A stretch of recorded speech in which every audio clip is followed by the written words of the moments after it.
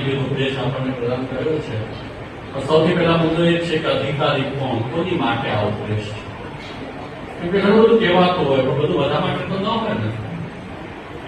જે બાળક સ્કૂલમાં એડમિશન લે એને સ્કૂલનો અભ્યાસક્રમ ભણવાનો હોય, જે એડમિશન ન લે એને તો ભણવાનું નથી. એડમિશન કોણ લે?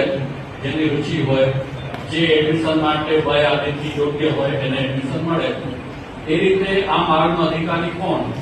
તો વલ્લભ આજ્ઞા કરે છે કે સાત્વિક છે, જે શાસ્ત્રના ઉપદેશને અનુકૂળ થઈને, જે આચાર પક્ષ છે એના માટે આગ્રહી થઈને, પણ એના પર આશ્રિત થઈને નહીં. આશ્રય તો પ્રભુનો, પણ ભગવત વાણીરૂપ જે શાસ્ત્રો છે એની જે શુદ્ધિની પ્રક્રિયા છે એને અનુસરે છે.